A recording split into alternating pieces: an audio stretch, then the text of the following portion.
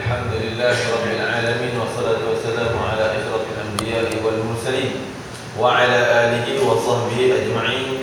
رب اشرح لي صدري ويسر لي أمري واحلل عقدة من لساني يفقهوا قولي. اللهم علمنا مراشد أمورنا وأعذنا من شرور أنفسنا ومن سيئات أعمالنا. اللهم علمنا مراشد أمورنا وأعذنا من شرور أنفسنا ومن سيئات أعمالنا. Allahumma alhimna mawashid umurina wa a'idna min syururi anfusina min sayyiati a'malina. Tuan-tuan dan puan para hadirin sekalian, saya diminta untuk kita teruskan ataupun buat pengajian tafsir, dan insya-Allah kita akan mula daripada awal Al-Quran Fatihah, daripada Ummul Quran. Biasanya tuan-tuan boleh ikutlah saya baca ayat dan saya ikut di belakang. Kita namakan talaqi. Dalam pengajian Al-Quran ni ada dua bentuk pengajian, talaqi dan musyafahah. Kalau nak mengaji Al-Quran bagi tepat, dia mesti kena melalui dua sistem ni baru tepat bacaannya, talaqi dan musyafahah. Apa dia talaqi? Talaqi maknanya bertemu. Asal perkataan talaqi bahasa Arab ni maknanya bertemu, guru dan murid. Musyafahah berdepan. Maksudnya talaqi di sini adalah murid baca dengan guru, guru dengar. Dan musyafahah sebaliknya pula, guru baca, murid dengar. Jadi tak boleh satu pihak. Jadi kita perlu dengar juga daripada murid, murid juga perlu dengar daripada guru. Itu sistem pembelajaran Al-Quran yang sepatutnya ia merupakan sunnah Nabi sejak daripada turunnya Al-Quran. Turunnya Al-Quran peringkat mula ni, maka Rasulullah dengar Jibril baca, maka Rasulullah pun baca semula, Jibril dengar. Iaitu dikatakan pada setiap Ramadan, maka Rasulullah membaca talaqi dengan Jibril. Jadi ada talaqi dan musyafahah, dua pihak, dua sistem ni. Dan yang keduanya itu tentang bacaan Al-Quran. Ia sangat dituntut dalam Islam, kerana Al-Quran merupakan nurun, kata Rasulullah SAW. Iqra'ul Quran fa innahu nurun laka fil ardi. Bacalah kamu, atau dalam riwayat yang lain, alaika bitilawatil Quran, dalam kamu sentiasa baca Quran. Fa innahu nurun laka fil ardi, kerana dia merupakan cahaya kamu di muka bumi ini. Wa dhukhrul laka fis sama, dan merupakan simpanan. Macam kita buku akaun nak masuk simpan dalam bank. Simpanan kat mana? Bank kita mana? Di akhirat nanti. Simpan sana pahala bacaan. Apa maksud cahaya di bumi? Tuan-tuan para hadirin rahimakumullah, manusia hidup ni nak lurus mengikut taat perintah Allah, mesti ada cahaya. Seperti mana kita jalan dengan gelap. Kalau jalan dengan gelap tak ada cahaya, lubang pun kita terjun kan? Ada batu pun kita langgar, pagar besi macam mana pun kita akan langgar juga, kita tak nampak, gelap. Begitulah umpamanya orang yang tidak ada cahaya Al-Quran, dia langgar semua haram Allah Ta'ala. Allah kata haram tak? Buat juga tak ada heran. Allah kata benda ni kena buat, kadang-kadang dia tak buat tu, dia tak heran. Sebab apa? Kadang-kadang tuan-tuan yang selalu datang semayang, berani tak tinggal satu waktu? Yang selalu datang tak berani. Siapa yang, kenapa takut? Apa yang tak kenapa takut ni? Nak tinggal semayang? Takut dengan Allah. Kenapa tuan-tuan takut dengan Allah? Sebab lagi kacau. Jadi kenapa takut dengan Allah? Sebab tuan-tuan ada cahaya, nampak. Kenapa patut kita takut dengan Allah? Kita kenal Allah tu maha berkuasa, maha hebat dan sebagainya. Kita takut. Seperti mana kan? Orang kalau jaminan negara lain, contohnya bunyi juga lagi bawah, lagi dalam lagi. Ingat waktu dalam ni nak masuk kat mana tak tahu, masuk dalam ni. Jadi nak tunjuknya bahawa kalau orang tu tak kenal, maka dia tak rasa bimbang. Contoh, masa mula-mula saya pergi Mesir. Pergi Mesir kita tak kenal mana satu polis kan, kita tak tahu uniform dia, nampak lebih kurang macam orang awam. Jadi kita tak rasa bimbang, kita tak takut. Bila kenal, bawa kereta pun, naik kendaraan pun rasa bimbang. Kenal ni polis, kita kenal dia. Itu perumpamaan nak bagi mudah faham. Kita ada cahaya, kita boleh kenal, nampak sungguh siapa Allah Ta'ala. Maksud nampak bukan dengan zahir mata, tapi dengan fikiran kita, dengan ilmu kita, kita kenal Allah Ta'ala. Baru kita rasa bimbang, nak tinggal satu waktu pun tak berani. Tapi orang lain boleh tinggal berwaktu-waktu, berhari-hari, malah berbulan-bulan, tahun-tahun tak semayang, tak rasa bimbang. Sebab apa? Dia tak kenal Allah. Ini macam sebab apa dia tak kenal? Sebab tidak ada cahaya yang menyuruh supaya dia kenal Allah Ta'ala. Sebab itu Rasulullah kata, "Tila alaika bi tilawatil Quran", hendaklah kamu baca Quran. Kerana dengan baca Quran kamu nampak cahaya. Oh, yang ni haram, tak boleh elak. Oh, yang ni halangan, tak boleh. Yang ni boleh, jalan lurus. Dan para hadirin rahimakumullah, benar kata Rasulullah SAW. Sebab itu dalam hadis yang lain juga Rasulullah sebut, "Innal qalba alladhi la yaqra'ul Quran kamathalil baitil kharib." Hati, jiwa orang yang tak rajin baca Quran, tak ada Quran dalam dada dia, baca pun tak, hafal tambah-tambah pun tak ada. Duk hafal Fatihah tu, semayang baca Fatihah je. Lambat ustaz ni, baca qul huwallah panjang sangat, saya baca Fatihah je, nak cepat ni. Dia tak amal, tak ada cahaya Quran dalam jiwa dia. Maka seolah-olah rumah yang usang. Rumah yang usang, kan? Semua penjenayah boleh masuk, sampah berlombok, orang isap dadah boleh masuk, penjenayah, orang nak bunuh orang, nak berzina, semua boleh masuk. Rumah tak ada tuan, usang. Jiwa kita yang usang, tidak ada Quran. Syaitan, jin, afrit semua boleh masuk. Jin tanduk 3, tanduk 10, semua boleh masuk, kan? Syaitan yang bentuk macam-macam.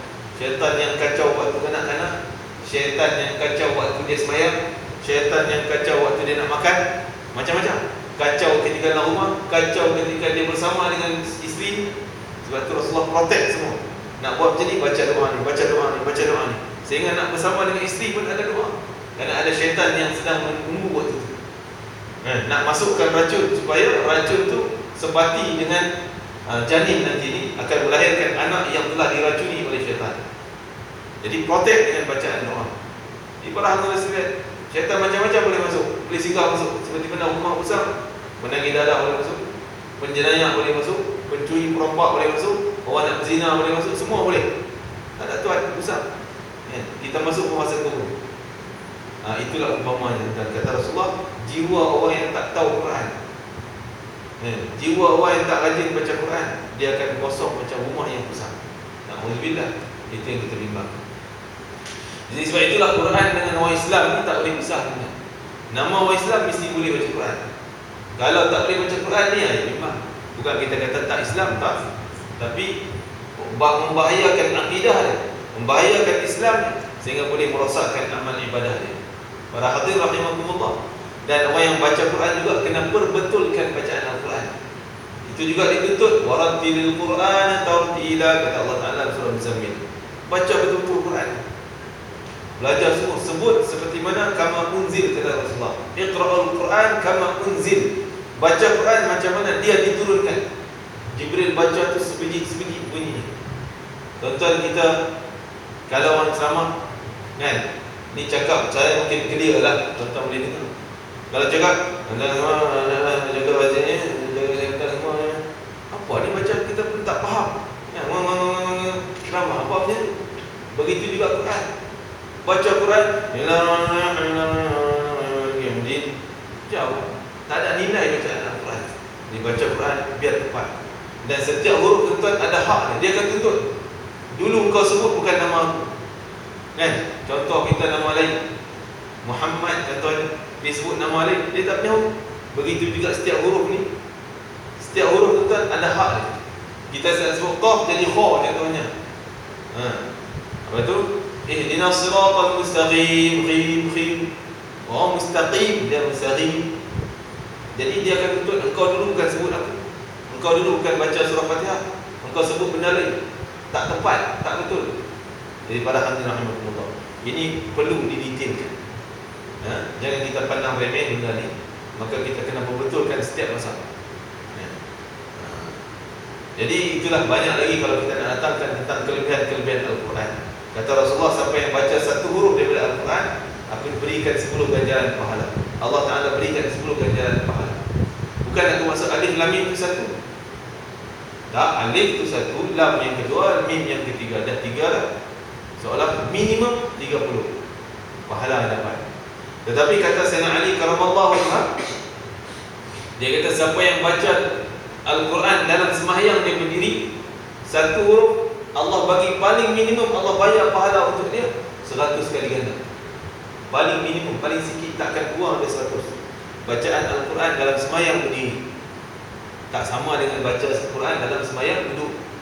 Maksudnya orang tu mungkin dia kuat berdiri, tapi tarawih ni dia malas nak duduk, ambil kursi duduk. Sah sembahyang tarawih dia, sembahyang sunat, boleh duduk, sah sembahyang dia. Tetapi nilai tak sama dengan berdiri. Kecuali orang uzur tu lain lah, dia memang tak boleh nak berdiri kan. Maka kata Sayyidina Ali, orang yang baca Quran dalam sembahyang duduk dapat 50%, potong daripada 100 tadi. 50 kali ganda saja. Setiap huruf, satu huruf tu, bukan satu ayat, satu huruf. Kalau baca Quran di luar sembahyang, tadi dalam sembahyang, dua tadi. Ni di luar sembahyang dalam keadaan wuduk sempurna, paling kurang dia dapat takkan kurang daripada 25 kali ganda. Tapi dengan dalam keadaan berwuduk. Itu paling minimum. Kalau dia baca Quran di luar sembahyang tanpa wuduk, baru dapat 10 kali ganda. Takkan kurang daripada 10. Para hadirin rahimakumullah. Ya. Itulah banyak ganjaran Al-Quran, dan Al-Quran merupakan syafaat yang kekal abadi. Syafaat yang kekal. Penolong, pembantu kita. Waktu susah tak ada benda dah kita nak minta tolong, Quran datang tolong kita.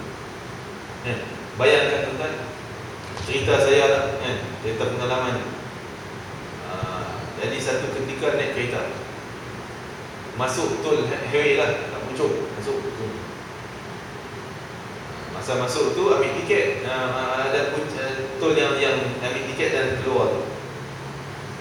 Masa masuk ambil tiket, nak keluar, pegang-pegang dompet tak ada. Tak ada dompet, Allah, macam mana? Carilah duit nak bayar tu. Kan? Tu mungkin dalam beberapa ringgit lah, tak ingat dah tu. Jadi korek-korek duit shilling dalam laci-laci kereta tu, kurang lagi 20 sen. Kurang 20 sen nak bayar tu. Kemudian fikir macam mana, takkan nak minta kurang dengan orang bayar tu. Waktu tu harap kalau ada syafaat lah boleh datang, Masya Allah. Tapi ketika tu doa semua lah, ni nak pergi cepat ni, nak keluar tak boleh, nak bayar duit tak ada, lupa dompet tertinggal. Cari-cari semua dah, serak kapet bawah pun ada 5 sen ke apa nak campur-campur, uang lagi. Akhirnya pergilah tebal muka minta sedekah ke orang. Ya Allah, tebal muka semua.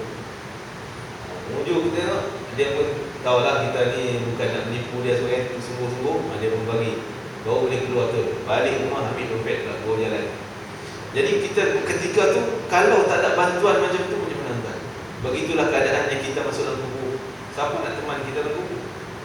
Seorang-seorang kita yang teman cacing ular yang ada dalam ulat, binatang-binatang tanah, betul batu dan sebagainya. Itu teman kita. Ketika kita memerlukan syafaat, datang Al-Quran yang kita baca, dia akan beri syafaat, tolong kita, teman kita. Ketika malaikat jawab dengan penuh tegas dalam soal kita dengan tegas, man rabbuka dan sebagainya. Kalau kita banyak baca Quran, khususnya surah Tabarak, kata Rasulullah, siapa baca surah Tabarak setiap malam, maka dia akan jadi penyelamat kita dalam kubur. Dia jadi peguam bela kita. Malaikat soal, dia tolong jawab, kita relax. Malaikat mungkin nak sisa, dia kata jangan, tak boleh. Dengan kemudian Quran, Allah halang malaikat tak boleh pukul dia. Tuan-tuan para hadirin sekalian, ini syafaat Quran. Begitulah berterusan syafaat Al-Quran. Ketika di mizan, ketika di mahsyar, semua memerlukan Al-Quran. Sehingga katalah orang tu dah masuk syurga dah, tuan-tuan. Masuk syurga dah. Orang masuk syurga bila Allah dah tetapkan keputusan. Dia ni syurga level 1, ni level 2, level ni 1 bintang, 2 bintang, 3 bintang, 10 bintang. Dia duduk kat tu lah. Dia tak boleh yang 1 bintang nak naik 3 bintang, nak upgrade dalam syurga, tak boleh. Ni kat hotel sini boleh lah, cari-cari duit, tambah sikit, upgrade. Sana tak boleh. Kecuali ahli Quran, orang yang sering berdamping dengan Quran kat dunia tu kan. Dalam syurga Allah izinkan kau nak baca Quran, silakan. Sebab apa? Di dunia tu dia cinta sangat Quran, dia rajin baca Quran. Dalam syurga Allah izinkan kau nak baca Quran, silakan baca. Dengan sebab kau baca setiap ayat, Allah upgradekan kamu punya level. Kamu punya bintang dalam syurga, upgradekan, tambah lagi, tambah, kerana Al-Quran yang kau baca. Amalan dalam syurga tidak akan boleh menambah tingkatan syurga kecuali Al-Quran. Kalau tuan-tuan sembahyang dalam syurga, tak akan tertambah tingkatan syurga kecuali Al-Quran, seperti mana yang disebut hadis riwayat Sayyidatina Aisyah radhiyallahu anha. Para hadirin rahimakumullah, ini Al-Quran. Jadi sebolehnya kita tak boleh, jangan pisahkan kita dengan Al-Quran. Malah Al-Quran ini tidak ada penghujung, kata Nabi, kal silsilah, macam rantai yang tak dia bulat dia tu, macam rantai motor, rantai basikal ni.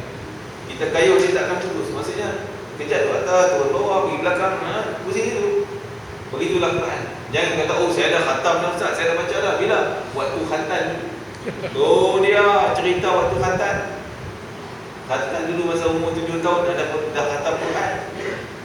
Oh, sekarang nak ungkit lagi yang tu. Quran ni bukan ada stop. Quran takkan stop kecuali kita yang stop dulu juga. Baru berhenti Al-Quran. Berterusan. Habis, sebab tu disunatkan kita bila khatam Quran, kan penghujung last kali kita baca An-Nas. Itu penutup Al-Quran. Disunatkan kita pusing balik daripada Fatihah awal Baqarah. Kenapa? Sedangkan itu awal. Sedangkan An-Nas penghujung dah. Kenapa lepas penghujung nak mula balik yang awal? Menandakan bahawa digalakkan kita mula balik, jangan stop. Mula balik. Jalan sampai hujung, mula balik. Hujung, mula balik. Hujung, mula balik. Berterusan. Para hadirin rahimakumullah, banyaklah kalau kita nak congkil tentang kelebihan-kelebihan Al-Quran. Sehingga kan dalam satu ayat surah Fatir Allah Ta'ala sebut, innal ladzina yatluna kitaballahi wa aqamus salat wa anfaqu mimma razaqnahum sirran wa alaniyah yarjuna tijaratan lan tabur. Orang yang sentiasa baca Al-Quran, iaitu dia mendirikan salat dan mengeluarkan nafkah harta benda. Kenapa Allah mula dengan baca kitab, baca Quran? Ada sebab. Ada sebab. Kalau orang tu dia tak boleh baca Quran, kemungkinan akan mentijaskan sembahyang. Dia memudah-mudahkan sembahyang. Jadi kalau lengkap Al-Quran, insya-Allah sembahyangnya pun lengkap. Begitulah amalan yang lain. Kerana Quran ini sumber utama hidayah, sumber utama ilmu, sumber utama ketaatan kita kepada Allah Subhanahu wa taala. Jadi orang yang macam ni, dia mengharapkan, seolah niat dia tu, dia mengharapkan ganjaran Allah yang takkan putus-putus, perniagaan yang takkan rugi, tak putus juga. Sampai dalam kubur pun pahala tu sampai lagi. Mana tahu tuan-tuan boleh mengajar orang lain, dia baca Quran, kita dah meninggal dunia. Contoh ajar pada anak, oh saya ajar dulu baca je, tak apa. Itu pun mengajar Al-Quran. Dengan sebab dia boleh, mana tahu dia boleh jadi penghafal Al-Quran sebab kita mengajar dia baca je. Kan? Letak pahala tu disalur kepada orang yang menyampaikan ilmu Al-Quran. Jadi para hadirin rahimakumullah, dan kelebihan kita nak mulakan dengan surah Fatihah. Nak mulakan dengan surah Fatihah. Surah Al-Fatihah terkenal dengan nama Al-Fatihah. Apa makna Al-Fatihah? Fatih, pembuka, pembukaan. Surah pembuka. Dan surah Al-Fatihah ni banyak nama dia. Bagi orang Arab, tuan, kalaulah sesuatu benda yang mulia, lagi banyak kemuliaan dia, lagi banyak namanya. Seperti Al-Quran. Sungguh hebat, berapa ratus nama Al-Quran. An-Nur, Al-Huda, Al-Furqan, Al-Kitab. Banyak nama-nama, bergantung kerana apa sifat dan manfaat Al-Quran itu sangat luas. Nama Nabi Muhammad dicatat oleh para ulama sebenarnya ada 200 nama Nabi Muhammad. Muhammad, Ahmad, Hamid, Mahmud. Banyak lagi pecahan sampai 200. Kenapa? Kemuliaan Rasulullah SAW. Nama surah Fatihah banyak tuan. Al-Fatihah, Ummul Kitab, Ummul Quran, Sab'ul Mathani. Apa dia Sab'ul Mathani? Ummul Quran, ibu bagi Al-Quran. Ummul Kitab, ibu bagi Al-Kitab. Sab'ul Mathani, iaitu 7 ayat yang sentiasa kita ulang-ulang. Apa dia nama dia lagi? Tak ingat dah tu. Banyak benda, banyak nama tapi tak ingat tu kan. Ingat sikit-sikit tu je. Jadi ala kulli hal, Al-Fatihah dan Fatihah pula banyak manfaatnya. Sehingga kan satu cerita tu kan.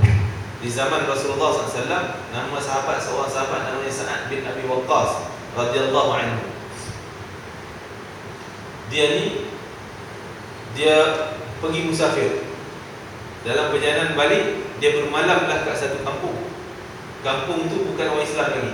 Penganut atau penghuninya bukan orang Islam. Dia duduklah bermalam di situ, duduk buat kemah dan sebagainya. Satu ketika datanglah seorang perempuan jariah, perempuan hamba sahaya, datang ketuk pintu kemah dia orang. Dia pun keluar. Jariah tu kata, ataupun hamba saya perempuan tadi, dia kata, wahai tuan, ada tak orang yang pandai berubat kat sini? Jadi Sa'ad bin Abi Waqqas ketika tu dia nak menyampaikan dakwah, niat dia nak menyampaikan dakwah Islam. Maka dia tak nak tunjuk bahawa Islam ni tak tahu langsung. Itu tak boleh, ini tak berhenti, ini tak pandai, ini tak pandai. Maka dia kata boleh. Tapi ketika tu sahabat dia pun heran, kau kata boleh, bila pula kau belajar ubat? Ya. Maka dia kata, kalau boleh jom tolong dia. Tuan aku pengsan kerana dipatuk oleh ular ataupun kalajengking, dipatuk oleh kalajengking, pengsan, tak boleh bangun, tolong ubat kita. Dia pun berani diri dalam keadaan dia pun tak tahu nak baca apa, berani diri dah pergi kerana nak tunjuk bahawa Islam ni lengkap. Yang tu boleh, dari solusi boleh, yang tu boleh, benda yang diizinkan oleh Allah Ta'ala. Maka dia pun pergilah, tengok kawan tu terbari.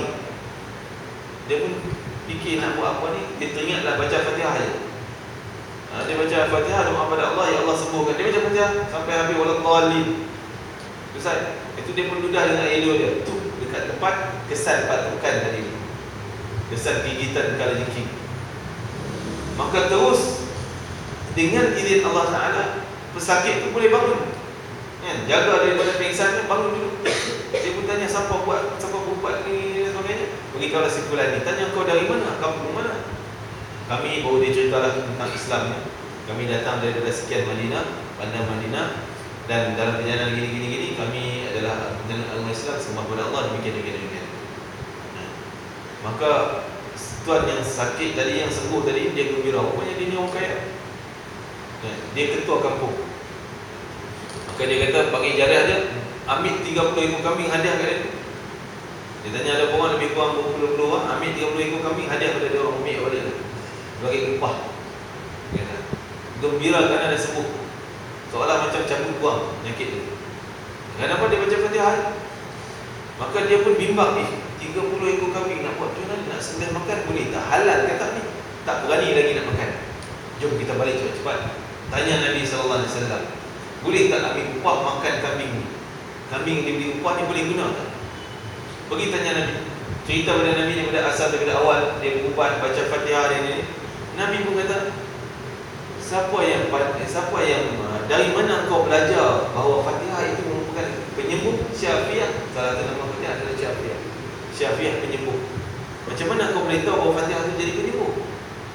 Nabi bukan tak tahu, tuan. Dia tanya bukan kerana tak tahu, tapi nak uji sikap Sa'ad bin Abi Waqqas dalam berubat dengan Al-Quran, dan nak menyatakan bahawa itulah mukjizat Al-Quran boleh digunakan untuk perubatan.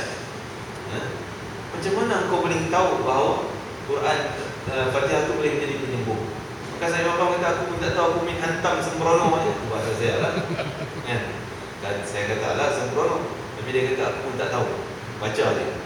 Maka dengan izin Allah Ta'ala, akhirnya Rasulullah kata, boleh tak aku ambil seekor kambing? Kenapa Rasulullah minta? Bukan Rasulullah tamak nak ambil harta tu, tidak, tapi nak menunjukkan bahawa halal benda ni. Kalau Rasulullah tak ambil kambing tu, orang akan cakap, Sa'ad kata, halal. Orang kata, mana? Tak tahu, tak halal. Orang tak nampak perbuatan Nabi. Jadi sahabat semua tengok, Nabi pun ambil makan kambing tu yang dijadikan upah tadi.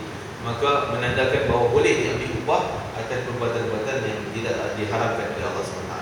Itu antara kelebihan surah Fatihah, dan banyak lagi sebenarnya. Jadi Fatihah ni juga merupakan kunci doa. Kalau nak doa apa, baca Fatihah. Sekurang-kurang kalau orang kata, Ustaz, tolong buat doa ringkas tak? Jadi ringkas ni macam-macam. Nak ringkas macam tu ke? Nak ringkas macam ni ke? Nak ringkas macam ni ke? Nak ringkas macam ni ke? Macam mana? Nak pendek mana satu? Singkatnya boleh lah. Okey, dalam seminit doang kita membaca Fatihah. Mari sama-sama kita ambil keberkatan Fatihah. Al-Fatihah, baca Fatihah semua, doa sebagainya. Jadi boleh jadikan sebagai pembuka majlis dan sebagainya. Para hadirin rahimahullah, kita tengok surah Al-Fatihah. Allah Ta'ala mulakan dengan Bismillahirrahmanirrahim. Perbahasan para ulama Bismillahirrahmanirrahim ni memang dari sudut maknanya kita tahu dia ada 19 huruf. Dan dari sudut maknanya dengan nama Allah Tuhan yang Maha Pemurah Maha Penyayang. Cuma Bismillah ni adakah sebahagian daripada Fatihah ataupun bukan, dia sekadar pembukaan. Kan kita nak minum air, mana air ada air, Bismillah, minum sikit Allah, dah sebut nak minum, Bismillahirrahmanirrahim. Kata Rasulullah, kullu amrin dhi balin la yubda' bi bismillah fa huwa akhta'. Setiap benda yang kamu nak buat, benda yang baik-baik, kalau kau tak mula dengan bismillah, dia terputus dengan rahmat Allah Ta'ala.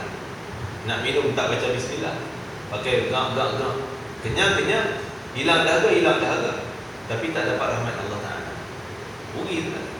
Ni kalau kita dengan bismillah, rahmat Allah pun dapat, keampunan Allah pun dapat, hilang dahaga pun dapat, semua dapat, lengkap, sempurna. Jadi kita kena hubung dengan rahmat Allah melalui perbuatan bacaan bismillah. Nak start kata bismillah, perbuatan yang tidak dilarang dalam Islam. Bismillah. Jadi kata para ulama, adakah bismillah ni pembukaan, seperti mana mula nak minum baca bismillah, mula nak baca alhamdulillah baca bismillah, ataupun bismillah ni dan salah satu daripada ayat Al-Quran? Terbagi pada dua khilaf ulama. Sebagai mengatakan dah bismillah ni hanya sekadar pembukaan. Itu antaranya mengatakan adalah mazhab Hanafi, Hambali dan sebagainya, yang mereka di Mekah tu tak baca bismillah dengan kuat kan. Terus alhamdulillahirabbil alamin dengan apa ni? Dengan lagunya sedap dan sebagainya. Tu alhamdulillah. Sebab apa? Bagi pandangan mazhab dia mengatakan bahawa bismillah ni bukan nombor ayat, bukan satu. Tapi kita buka Quran tu, Bismillahirrahmanirrahim kan nombor satu terus. Jadi ada juga pandangan antaranya mazhab Syafi'i mengatakan bahawa Bismillahirrahmanirrahim adalah ayat yang pertama daripada surah-surah Fatihah, daripada ayat-ayat Fatihah. Okey. Tuan, kalaulah Bismillahirrahmanirrahim nombor satu, Alhamdulillahirabbil alamin nombor dua, Ar-Rahmanirrahim nombor tiga. Okey. Macam mana tuan-tuan kita tengok dalam Quran? Iaitu daripada siratal ladzina an'amta 'alaihim ghairil maghdubi 'alaihim waladdallin, yang panjang last kali itu ayat yang ketujuh tu satu ayat. Jadi 7 ayat itu semuanya. Kalau bagi pandangan ulama yang mengatakan bismillah tu bukan nombor ayat, bismillah tu hanya sekadar pembukaan surah. Seperti mana kita buka surah-surah lain nak baca qul Allah, kita baca bismillah dulu. Baca qul Allah ahad kan. Sama kedudukan dia kata. Maka kalau itu hitung cukup 7 dah. Cukup juga. Kat mana bezanya? Dekat siratal ladzina an'amta 'alaihim. Yang panjang tu kita hitung macam satu je, tapi dia hitung jadi 2. Siratal ladzina an'amta 'alaihim itu nombor 6. Ayat yang ke-6. Ghairil maghdubi 'alaihim waladdallin ayat 7. Jadi yang ni pun kata bismillah tu daripada ayat Fatihah pun 7 bilangan dia. Yang mengatakan Fatihah tu bukan bilangan ayat, dia sekadar pembukaan, juga 7 ayat juga. Okey, bagi kita dalam mazhab Syafi'i menganggap bahawa bismillah tu adalah salah satu daripada ayat Fatihah. Kalau orang tu sembahyang terus baca alhamdulillahirabbil alamin arrahmanirrahim, bagi mazhab Syafi'i menganggap tidak sah bacaan Fatihahnya kerana dia kurang satu ayat. Habis itu kita pergi Masjidil Haram, kita Masjid Nabawi, imam sana tak baca Fatihah. Sebenarnya tuan-tuan para hadirin sekalian, mereka bukan tak baca Fatihah, dia baca Fatihah tapi baca pelan-pelan. Sebab tu kalau mikrofon dia kita dengar angin tu. Bismillah. Alhamdulillahirabbil alamin. Dia baca bismillah tapi perlahan. Jadi dalam mazhab Syafi'i kalau baca bismillah walaupun perlahan tetap sah sembahyang. Itu perbahasan tentang Bismillahirrahmanirrahim. Dan Allah mulakan dengan bab Bismillahirrahmanirrahim. Dengan nama Allah. Nama Allah yang Maha Pemurah lagi Maha Penyayang. Ar-Rahman Ar-Rahim. Ar-Rahman Maha Pemurah, Ar-Rahim Maha Penyayang. Apa beza dua sifat tersebut? Rahman dengan Rahim. Beza jauh. Seperti mana Allah Ta'ala tafsir dalam ayat yang lain. wa kana bil mu'minina rahima. Allah kata sifat rahim ni, sifat penyayang Allah ni, Allah khas untuk orang beriman je tuan. Allah sayang hanya kepada orang beriman. Tapi pemurah Allah umum. Engkau kafir ke, engkau tak beriman ke, sembah berhala kan, tetap Allah pemurah dengan dia. Dia lawan Allah pun dia dapat makan. Dia dapat juga udara Allah, oksigen bernafas. Dapat juga tenaga boleh jalan, dapat juga makan buah dan sebagainya. Allah pemurah. Allah boleh bagi siapa yang nak, Allah tak kira apa. Tapi bab sayang Allah, rahmat Allah, Allah khas untuk orang beriman. Orang kafir tak akan dapat rahmat. Orang yang tak bertaat pada Allah tak akan dapat rahmat. Khas rahmat Allah ni luas mana tuan? Dalam hadis qudsi Allah Taala kata, dalam sebuah hadis Rasulullah sebut, inna lillahi, semuanya Allah Taala ni ada 100 rahmat. Kita kata 100% lah. 100 rahmat. Satu sahaja, 1%-nya yang Allah peruntukkan untuk kegunaan hidup kita kat dunia ni. Selagi nyawa dunia ni masih ada, bumi masih pusing, tak berlaku gempa bumi, tak berlaku kiamat lagi, selagi itulah satu rahmat Allah tadi dikongsi ke semua sekali. Dengan satu sifat penyayang Allah daripada 100 tadi ni dikongsi, itulah ibu sayang pada anak, suami sayang isterinya, dan begitulah sebaliknya. Binatang pun sayang sama-sama anak-anak dia dan binatang-binatang yang lain. Kita manusia pun mungkin sayang pada binatang. Binatang juga ada perasaan sayang pada manusia. Sifat sayang-sayang ni ambil dari mana? Sumbernya daripada 1% je tuan. Daripada rahmat Allah, penyayang Allah. Baki 99 Allah letak kat mana? Allah letak kat akhirat. Ini khusus untuk orang beriman. Sebab tu tuan-tuan, banyak hadis-hadis yang menyatakan tentang syafaat. Ada orang yang Allah Ta'ala memang ampunkan dosanya, walaupun dia dunia dulu bergelumang dengan maksiat dosa, tapi Allah berhak untuk ampunkan dia, masukkan dia ke dalam syurga dengan rahmat Allah. Sebab tu kita tak boleh nak mendamik dada, saya ni ahli masjid, saya ahli syurga. Ni semua ahli neraka ni, puak-puak ni tak ahli masjid ni, ahli neraka belakang. Kan? Dia baru langkah main 3 hari je, nak pandai hukum orang ahli neraka. Kata dalam sebuah hadis, Allah Ta'ala benci pada perkataan demikian. Sehingga kan orang yang dituduh sebagai ahli neraka, Allah boleh ampun dosa dia dengan rahmat Allah, Allah masukkan dia dalam syurga. Yang ni yang celupa pelut ni, duk hukum orang ahli neraka ni, Allah boleh umpan dia dalam neraka. Sebab itu satu ketika dalam sebuah hadis Rasulullah cerita bahawa satu ketika Allah perintah malaikat, pimpinlah si fulan ini masuk ke dalam syurga aku dengan rahmat aku, kata Allah Ta'ala. Maka si fulan tu, dia, kisah ni Rasulullah cerita kisah Bani Israel. Maka dia komplain, ya Allah, takkanlah aku tak layak masuk syurga dengan amalan aku. Kononnya amalan itu banyak. Sebab umur dia hidup di dunia 600 tahun kan. 600 banyaklah, kita nak sampai 100 pun kadang nak jumpa kan. Jangan kata 60-70, mungkin 40 pun sekarang dah sakit jantung, stroke dan sebagainya. Boleh jalan lah, awal yang pada bapak dia kan. Bapak hidup segar bugar lagi, anak dah pergi dah. Boleh jadi. Jadi tuan-tuan, hidup dia 600 tahun. 600 tahun dia kata, aku daripada umur balik sampai mati tak buat maksiat pada Allah Ta'ala. Dia komplain pada Allah, aku hidup 600 tahun tak ada maksiat yang aku buat. Sebab apa? Dia dalam gua kan. Dia dalam gua, dia buat ibadah dalam gua. Maka nak jumpa dengan, nak buat maksiat dengan siapa? Nak cakap fitnah dengan siapa? Kan? Waktu itu zaman tak ada handphone, tak ada Facebook kan? Nak fitnah orang pun tak boleh cakap sesuatu. Kita sekarang duduk seorang-seorang pun kan? Macam-macam cerita kita punya reka kan? Boleh SMS, Facebook lah, macam-macam. Jadi zaman tu dia kata, aku bersendirian, hanya beribadah, ibadah. Tak jumpa dengan orang, tak buat maksiat dengan orang, tak buat salah dengan orang. Takkanlah amalan tu yang banyak tu tak layak menyebabkan aku bawa masuk dalam syurga-Mu, ya Allah. Maka Allah kata, baiklah, bawa dia main hitung ni, berapa banyak amalan. Hitung balik, Allah minta bayar balik nikmat mata, nikmat tangan, nikmat yang lain. Akhirnya dia berhutang pada Allah, tak mampu pahala itu nak bayar nikmat Allah, dia tu nak masuk syurga lagi tak boleh, tak cukup ya. Maka akhirnya baru dia surrender untuk aku, ya Allah, baiklah, masuklah aku dalam syurga Engkau. dengan rahmat Engkau ya Allah. Tentang bahagian rahmatullah. Dan ada juga hadis-hadis yang menyatakan tentang syafaat la ilaha illallah. Orang yang ada sedetik walaupun sedikit ucapan la ilaha dengan penuh ikhlas, dengan penuh penghayatan maknanya. Bukan sebut sama macam mimpi la ilaha, tapi dalam mimpi tak sedar Allah. Tak, kita kena sebut la ilaha, kita kena menghayati makna la ilaha illallah. La ilaha illallah.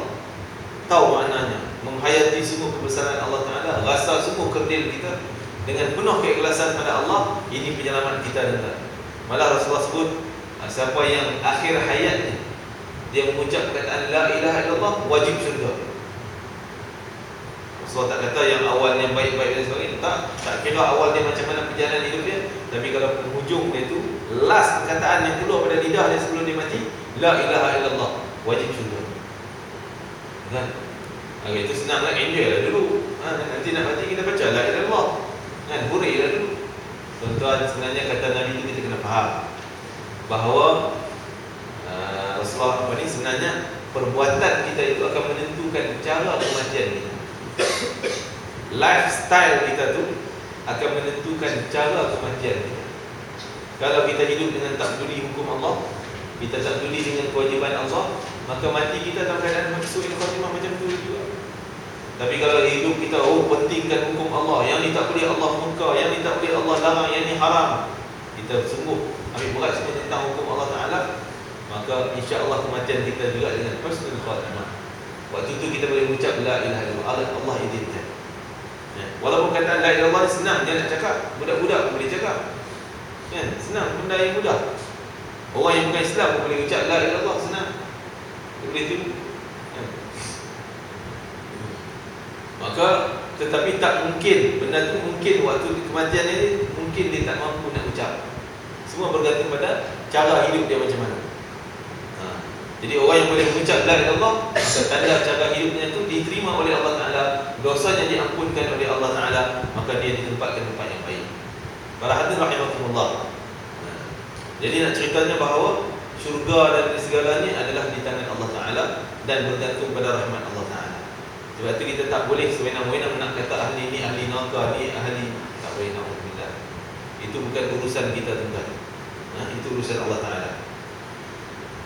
Sebab beza Ar-Rahman dan Rahim. Ar-Rahman makna pemurah Allah. Allah bagi semua sekali, kafir tak kafir semua Allah bagi. Tapi Rahim, Allah khas untuk orang beriman. Rahmat Allah, Allah simpan untuk orang beriman. Sebab itu tuan-tuan, kita kena cari mana rahmat Allah. Tuan-tuan jalan kaki daripada rumah tuan-tuan, naik kenderaan, naik motor dan sebagainya, susah payah tuan-tuan korban masa datang ke Masjid Surau nak sembahyang, dapat rahmat tuan-tuan. Kita cari rahmat Allah Ta'ala. Duduk dalam masjid tuan-tuan sekarang ni, malaikat turun doakan Allah marhamu, ya Allah bagi rahmat pada dia, bagi rahmat. Kita kumpulkan rahmat. Bila dapat banyak rahmat, insya-Allah dengan rahmat itulah dimudahkan perjalanan hidup kita setelah kematian nanti, insya-Allah. Jadi tuan-tuan, sifat Ar-Rahman dan Ar-Rahim. Sebenarnya Allah Ta'ala sebut pada ayat yang kedua, Alhamdulillah Rabbil Alamin. Allah puji dengan puji diri sendiri. Jadi pujian ni tuan-tuan ada 4 benda, 4 cabang. Puji-pujian ni ada 4 cabang. Yang pertama, puji Allah kepada diri dia sendiri. Allah puji diri dia sendiri. Ni contohnya, Alhamdulillah, segala puji bagi Allah, Tuhan semesta alam. Allah puji diri dia sendiri. Yang kedua, puji Allah kepada makhluk. Allah puji pada makhluk seperti Allah puji kepada Nabi Muhammad, wa innaka la'ala khuluqin 'azim. Engkau adalah membawa akhlak yang sangat agung, puji Nabi Muhammad. Allah puji pada makhluk. Yang ketiga, makhluk puji kepada Allah. Biasalah kita ucap alhamdulillah, masya-Allah, syukurillah. Itu semua ucapan-ucapan puji-pujian kita kepada Allah Taala. Yang keempat, puji makhluk sesama makhluk. Terima kasih Tuan Haji. Haji ni baiklah hari ni, alhamdulillah. Kan? Jack sikit bagi kerangkat sikit dia. Woi, Haji handsome lah hari ni. Ada benda lah tu dia yang minta. Puji terangkat-angkat ni sekali dia pancung ke rumah. Jangan saya nama kata bila orang puji dia, dia ambil kereta tanah. Kali. Puji sekali nak sumbat tanah mulut. Dia kata ittaqul madha fa inna dhibha.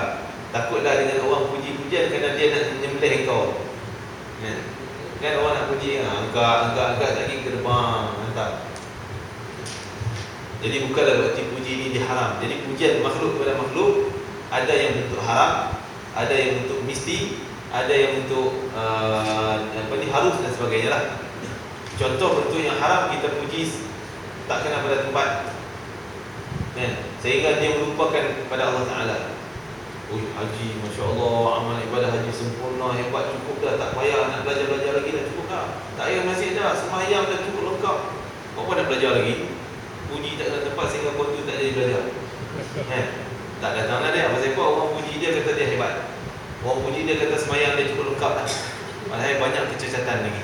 Ini merosakkan orang, ini dia haramkan. Malah di akhirat nanti Allah akan tuntut juga, bukan orang tu, dengan orang yang puji dia tadi ni, Allah akan tuntut balik. Yang kedua, puji yang disunatkan, digalakkan. Apa dia? Rasulullah sebut la yashkurin nas man lam yashkurillah. Dia tak dikira dia puji pada Allah, tak bersyukur kepada Allah kalau dia tak bersyukur pada manusia yang buat baik pada dia. Kita orang tolong kita, orang buat baik pada kita, kita ucaplah terima kasih, jazakallah khairan, dan Allah Ta'ala balas balik itu dengan kebaikan. Sekurang-kurang kata Rasulullah, ucap jazakallah khairan, Allah balas balik tuan dengan kebaikan. Dia bagi apa benda kat kita yang benda yang baik-baik, dia tolong kita angkat barang dan sebagainya, kita ucap benda yang baik. Itu disunatkan, digalakkan. Islam sangat galakkan kita puji-pujian, berterima kasih kepada orang yang berbudi kepada kita. Tetapi orang yang buat, orang yang beri, jangan mengharap. Oi, kita bagi macam-macam pun dah ucap terima kasih sekali, tak sebut langsung, kan? Manis muka, senyum pun tak, muka tak, masam muka macam buruk mawar yang masam. Masam, tak tahu macam mana, tak tahu lah, kan? Mengharap, jangan. Kita nak mengharap pada Allah, kita tak mengharap daripada dia. Jadi Allah Ta'ala perbaiki di antara dua pihak.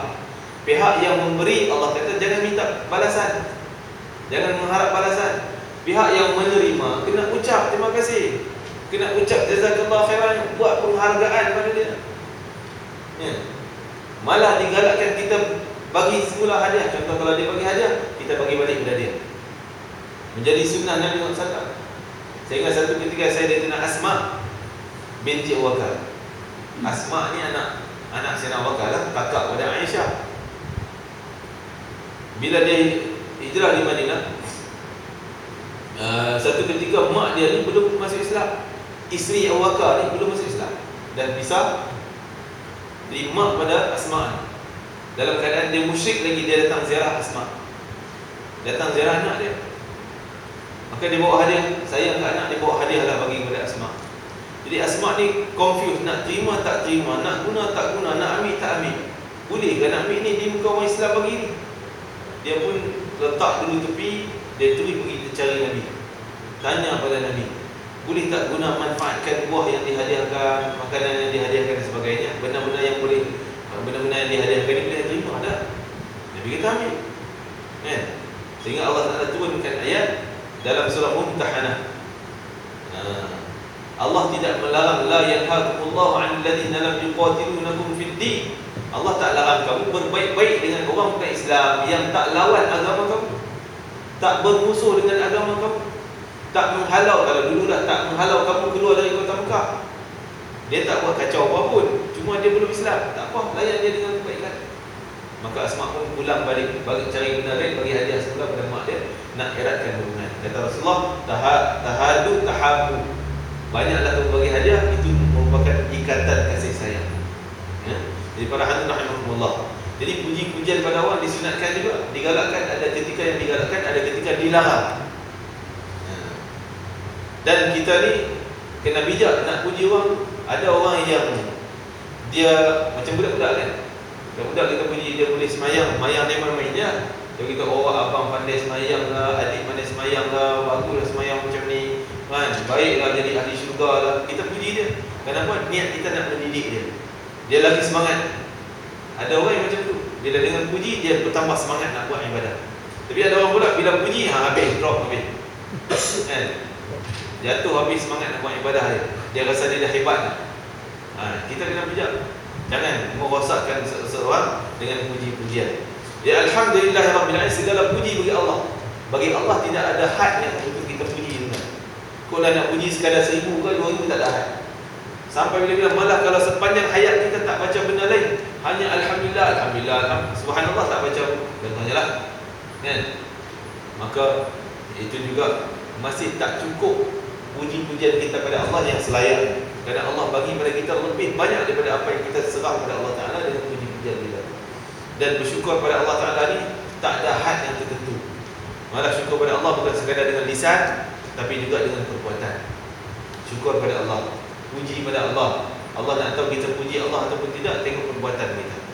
Kalau perbuatan kita selari dengan syariat Allah, di atas landasan ketaatan pada Allah, tanda kita memuji Allah Ta'ala, tanda kita bersyukur atas nikmat Allah. Di mana Allah Ta'ala sebut ayat lain selalu kita dengar, bahawa sekiranya kita bersyukur, Allah akan tambah. La in syakartum la azidannakum wa la in kafartum inna azabi lasyadid. Kalau kamu kufur nikmat aku, habis azab aku yang menantikan. Jadi para hadirin rahimakumullah, maka dalam permulaan Allah mulakan. Begitulah kita banyak dalam ucapan kita juga digalakkan mula dengan puji-pujian, mengambil sempena dengan permulaan Al-Quran. Allah mulakan dengan alhamdulillah. Khutbah takkan sah kalau tak mula dengan alhamdulillah. Dan ucapan kita yang disunatkan, contoh tazkirah, kita dielokkan mula dengan alhamdulillah. Doa tuan-tuan, doa kita nak bagi cantik, lengkap. Kan orang nak buat surat permohonan macam-macam, dia ada dia punya formula dia. Kena letak alamat sini, kena letak alamat sini, tarikh dekat sini, tajuk dekat sini, mula ayat sukacita dimaklumkan, kemudian penamatnya terima kasih jazakallah khairan, sign di sini. Awak kalau tak ikut formula tu, orang tak faham. Alamat letak bawah, sign duduk atas, tak boleh. Orang faham juga, mesej sampai juga, oh dia minta kerja, tapi benda tu di reject sebab tak kena sistem ni. Begitu juga doa kita nak bagi kena sistem ni.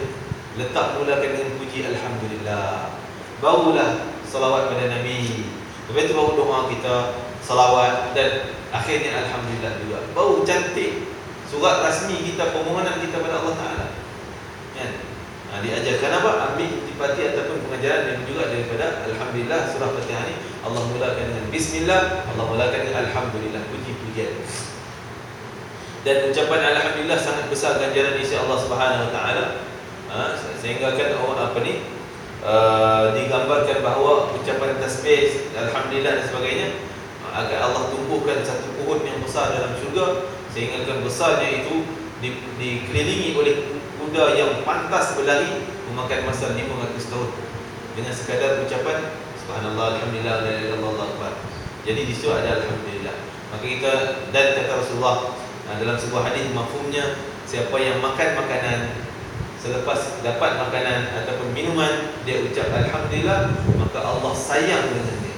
Sebab dia ucap alhamdulillah, dia tahu ini nikmat Allah, dia puji pada Allah yang memberi. Kita puji pada manusia, puji juga kepada Allah, jangan lupa. Terima kasih Tuan Haji bagi, alhamdulillah, alhamdulillah. Kena ucap juga. Jadi setiap nikmat yang kita dapat, kepilkanlah dengan alhamdulillah. Puji pada Allah. Rabbil alamin, Tuhan yang mentadbir seluruh alam dunia. Bila sebut tadbir seluruh alam, termasuk pentadbiran diri kita. Allah takkan izin, jari kita takkan boleh bergerak kalau Allah tak izinkan kita. Semua pergerakan kita semua Allah izin. Malah di dalam ayat surah Al-An'am Allah Ta'ala sebut, ma tasqutu min waraqatin illa ya'lamuha. Takkan satu helai daun pun yang akan gugur di muka bumi kecuali semuanya dapat izin kebenaran daripada Allah dulu, baru boleh dulu. Batu yang tergantung dah ikut, memang nampak macam nak jatuh dah, takkan jatuh kalau Allah tak izinkan. Semua pergerakan dengan izin Allah Ta'ala. Bumi berpusing, Allah kata stop dia, tapi Allah izinkan dia berpusing lagi, bergerak lagi. Para hadirin rahimakumullah, Rabbil alamin, dia pentadbir seluruh alam. Maha kuasanya Allah, tak ada kuasa lain yang lebih besar daripada kuasa Allah Ta'ala. Mampu mentadbir alam dengan begitu cantik, tidak ada langsung pencacatan. Jangan Allah cabar manusia. Apa ni?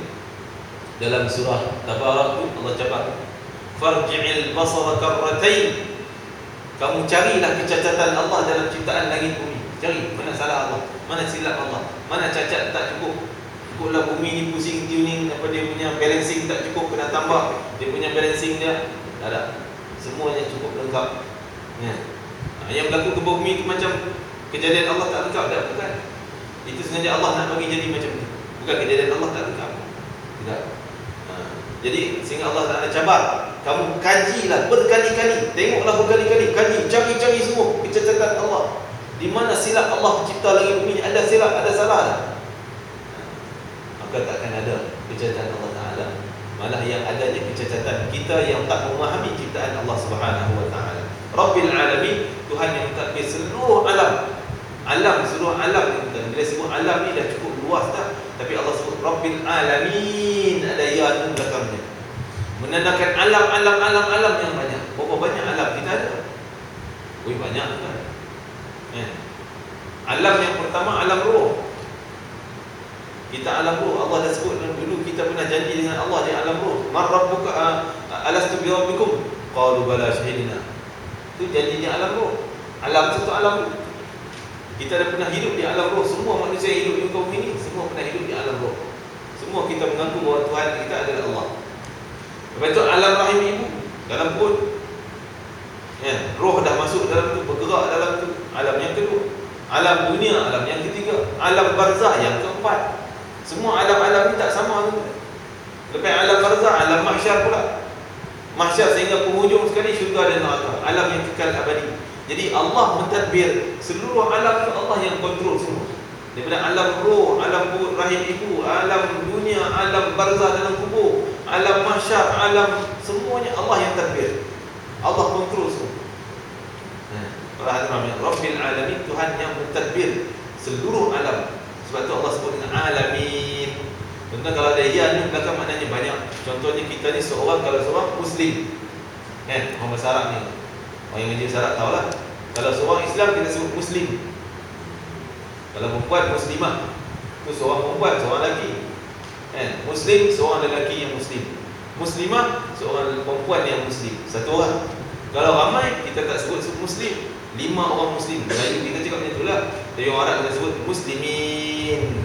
Dia nak ada ya di belakang, menandakan ramainya orang Islam. Kalau muslimat, dia muslimat tanpa alif ta belakang, menandakan ramai muslimat. Jadi kalau seorang muslimah, muslim, ramai muslimin, mukmin, mukminin. Jadi alamnya tu alam alamin, banyaknya alam. Ar-Rahman Ar-Rahim, Allah ulang sekali lagi dengan apa yang kita tafsirkan tadi. Cara ringkasnya, Malik Yawmiddin, insya-Allah kita lanjutkan sebelum kita solat Isya. Malik Yawmiddin, Tuhan yang memiliki hari pembalasan. Yaum mana hari, Malik mana pemilik, Tuan punya. Tuan punya. Saya lah adalah Malik bagi rumah ni, contohnya. Saya punya tuan, saya adalah tuan pemilik rumah ni. Malik. Yaum hari, ad-din, asal terjemahan din itu makna agama. Pemilik hari agama, tapi ditafsirkan sebagai hari pembalasan. Sebab tuan, di dunia bukan hari pembalasan. Di dunia kita buat apa pun mungkin Allah tak balas lagi. Pahala kita tak nampak pun. Kalau kita sedekah hari ni, dapat pahala kita nampak, boleh simpan dalam TV, pahala kita. Boleh simpan dalam bank, pahala. Tak nampak kan? Tapi pahala, bila nak dapat pahala, mati dulu baru nampak. Ini dia pahalanya, ini dia ganjarannya. Jadi hari yang kita setelah mati itu namanya hari jaza. Hari yang kita terima aja apa yang kita buat kat dunia dulu. Dulu kita bekerja-kerja tak nampak balasan. Tapi masuk dalam dunia, masuk dalam alam barzah, dalam kubur baru nampak, oh ini pahala semayangku, yang ini pahala Quranku, yang ini pahala sedekahku dan sebagainya. Hari pembalasan. Hari itu siapa pemiliknya? Allah punya. Nak menafikan bahawa kita dunia ni kita ada mengaku, ini tanah saya punya, ini kawasan saya punya, ini rumah saya punya. Tapi di akhirat nanti tak ada siapa boleh mengaku, oh ni tanah, bumi dulu saya punya, emas dulu saya punya. Allah kata tak ada. Jangan ada mengaku-ngaku hari ini. Hari ini aku yang kontrol semua. Ni aku yang punya. Aku nak bagi pahala kat kau, kau nak bagi dosa pada kau, tu aku punya urusan. Pemilik hari pembalasan nanti, Raja bagi hari pembalasan nanti. Iyyaka na'budu wa iyyaka nasta'in, dan hanya kepada Engkau kami sembah dan hanya kepada Engkau kami minta tolong. Kenapa Allah susun tu iyyaka na'budu nasta'in? Sembah baru minta tolong. Ada sebab tu kan? Allah tak kata iyyaka nasta'in wa iyyaka na'budu. Kami minta tolong pada Engkau, kami minta tolong. Jadi makna sama aja, mafhum kita faham sama kan? Pada Allah kita minta tolong, pada Allah kita sembah. Kalau dahulukan minta tolong dan sembah pun membawa makna yang tak songsang, makna yang sama. Tapi ada hikmah ni. Allah letak na'bud dulu kami sembah, baru nasta'in kami minta tolong. Ada hikmah ni. Dikatakan oleh para ulama, ini menandakan bahawa kita kalau apa keadaan situasi sekalipun, mula sekali tindakan kita hubung dengan Allah dulu. Kesulitan, kepayahan, ya Allah tolonglah aku, ya Allah selesaikan masalah ni, ya Allah. Barulah pergi cari, haji boleh tolong saya tak? Doktor boleh tengok dah penyakit saya ni, jumpa orang tu boleh selesai tak? Baru cari orang. Kita sekarang terbalik tuan-tuan, itu yang masalah banyak. Cari orang dulu, haji boleh tolong, ni boleh tolong, doktor boleh tolong tak? Barulah sudah start. Dan kita sama-sama buat solat hajat kan? Baca Yasin. Saya ni pergi semua pakar-pakar dah tak sihat-sihat juga. Pakar tu pakar ni, sampai Tok Pomoh semua jumpa. Tak sihat juga, main kita baca Yasin. Oh, Yasin kau letak yang ke berapa? Yang ke 1000 ke? Yang last sekali baru Yasin. Yang last sekali baru nak minta munajat pada Allah. Last sekali baru nak minta doa pada Allah, minta tolong pada Allah. Awal kau minta tolong pada siapa? Nabi Musa AS ditegur oleh Allah Ta'ala. Nabi Musa ditegur oleh Allah. Satu ketika Nabi Musa sakit. Bila sakit, dia berdoa, ya Allah, aku sakit ni dengan penyakit ni, tolonglah beri penyembuhan. Macam mana nak sembuh, ubatnya Allah engkau bagilah ya Allah. Lebih kurang mampu cerita yang macam itulah. Maka Allah ilham, Allah wahyu kepada Nabi Musa. Turun Jibril beritahu, Allah minta kau make down tu, engkau campur dengan air, kau letak penyakit engkau tu sembuh. Dia pun ambil dari esok, ambil daun, campur dengan air, letak tampat, sihat. Okay, sekian lama, sakit balik yang sama, penyakit tu juga, ulang balik sekali. Dia terus ambil daun, campur air, buat macam dia buat dulu, letak. Tak sihat-sihat. Tak sihat. Kau boleh mengadu, ya Allah, kenapalah aku buat benda yang sama seperti engkau suruh dulu, tapi tak sihat ya Allah. Baru Allah tegur Nabi Musa AS. Dulu engkau sakit, engkau jumpa aku dulu, bawa aku pergi ubatkan kau. Kuasa di tangan aku bagi kuasa kepada pokok tu, pokok tu boleh sembuh. Tapi sekarang ni kau pandai-pandai pergi ubat dulu, tak tanya aku dulu, tak minta izin dengan aku. Siapa nak bagi penyembuh di tangan aku? Itu teguran kepada Nabi Musa AS. Jadi begitu juga memberi erti pada kita tentang na'bud, lebih dahulu kami sembah dan minta tolong. Jadi apapun, sebab itu kata para ulama, disunatkan kita bertawasul dengan amal soleh kita. Tawasul maknanya apa? Lepas sembahyang, doa. Nak berdoa hajat ni, ada hajat sembahyang dulu. Ada hajat ni, baca Quran dulu. Ada hajat ni, sedekah dulu. Baru ya Allah, dengan kebaikan apa yang kau buat, boleh kita sebut macam tu kan? Ya Allah, dengan sedekah yang kau buat, dengan kau beri pahala dan keikhlasan yang besar ya Allah, dan jadikanlah ia sebagai penunai hajat aku, begini-begini hajat tu ya Allah. InsyaAllah. Seperti ni kisah 3 orang lelaki, saya banyak cerita tu kan. Tuan-tuan larat kan nak dengar ni kan? Laparnya apa semua lagi. Ada satu kisah terakhir nak cerita 3 orang lelaki. 3 orang lelaki ni, dia orang waktu hujan semua, dia lari masuk dalam pintu gua, masuk dalam gua. Ni cerita bukan cerita dongeng, bukan cerita memang dengan hadis Nabi. Masuk dalam gua, tiba-tiba batu besar jatuh, tepung, tutup pintu gua. Sampai 3-3 tak boleh nak keluar, tolak batu besar tak jalan. Tak larat. Maka macam mana nak buat fikir macam nak buat ni, kita tepung dalam, orang luar pun dia tak tahu kita kat dalam, kita pun tak boleh nak minta tolong.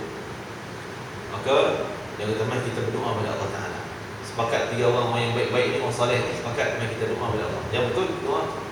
Tapi doa kita tawassul, maksudnya tumpang dengan amal soleh kita.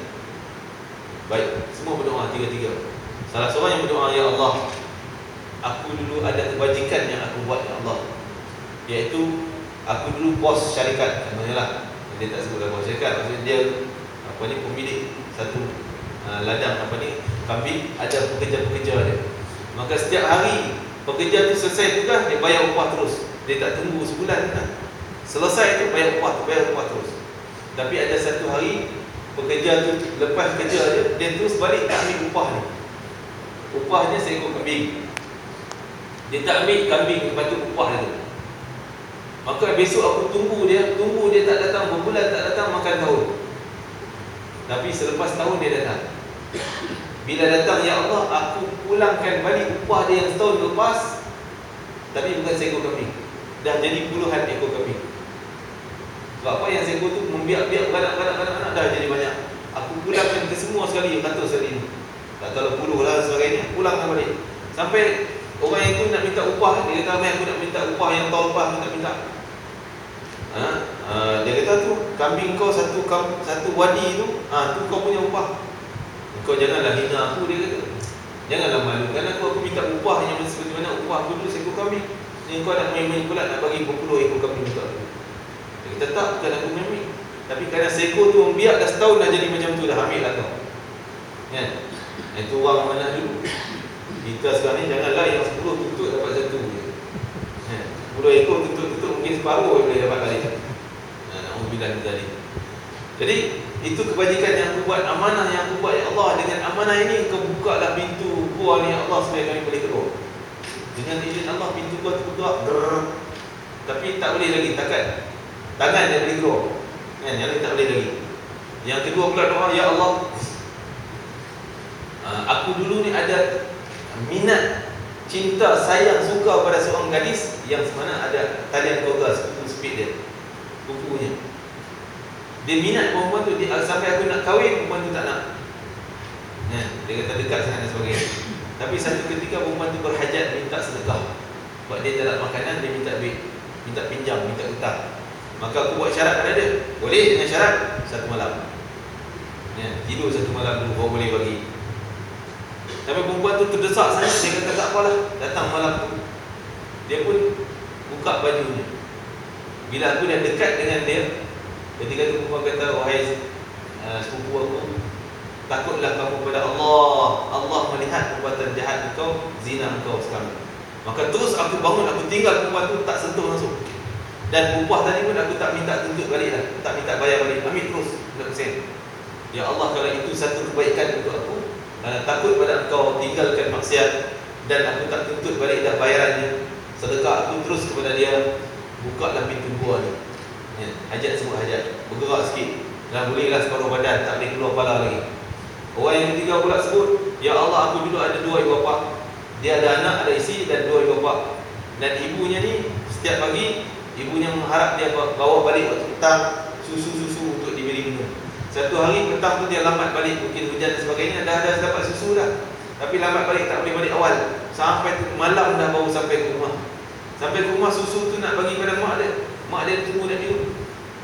Tiba-tiba tengok mak dia dah tidur. Anak menangis, dia minta susu. Nak patut bagi pada anak. Anak sedang menangis lah, kelaparan, nak bagi susu.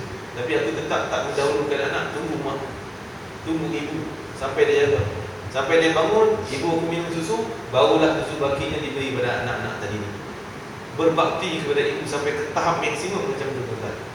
Maka kalau itu satu kebajikan, ya Allah, bukalah pintu gua ni sehingga kami berjaya keluar, lulus daripada ini, boleh keluar daripada pintu gua ni. Sehingga Allah bergerak kali yang ketiga, semua boleh keluar. Jadi ini namanya doa bertawasul dengan amal soleh kita.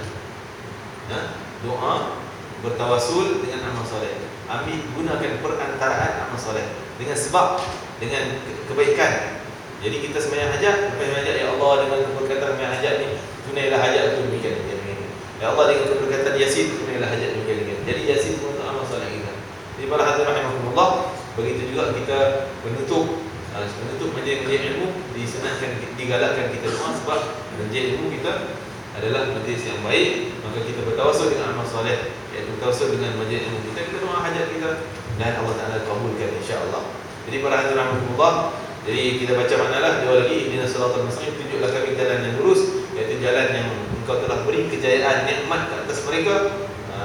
Bukanlah jalan engkau orang yang engkau benci, dan bukanlah jalan orang yang engkau sesatkan mereka.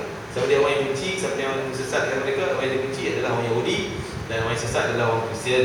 Kami tak nak jalan itu, Allah. Kami nak jalan orang yang telah dapat kejayaan. Siapa dia? Di kalangan para Nabi, Rasulullah, dan para orang-orang yang saleh yang telah mendapat kejayaan. Itu setiap hari kita doa, minta hidayah. Maka orang yang betul-betul dengan ikhlas memahami, menghayati makna. Sebab itulah kita kena baca maknanya bagi faham. Bila kita baca, kita rasa makna dia, kita rasa, kita minta, maka barulah ada kesannya yang mendalam. Tetapi kalau kita baca tak faham, walaupun dia ayat makna, ayat doa, tetapi memang takut tak ditunaikan oleh Allah Ta'ala, kerana kita minta tanpa kita faham. Yang ada pilihannya, itulah sebuah ringkas surah Fatihah. Bukanlah tafsir secara detail tuan. Orang kalau tafsir secara detail Fatihah saja makan masa berminggu-minggu. Tafsir satu-satu ayat, satu huruf dan sebagainya. Ala kuliah sekadar ilmu yang saya ada, boleh kita kongsi sikit-sikit yang tuan tak mampu nak bagi banyak. Sebab saya pun tak ada banyak, ada sikit-sikit. Itu yang kita mampu bagi. Ala kuliahnya, mudah-mudahan kita apa yang kita belajar pada hari ini, mudah-mudahan dapat ilmu berurusan, insya-Allah. Saya tak tahu lah kuliah akan datang untuk saya bila, tapi ala kuliah saya apa ni?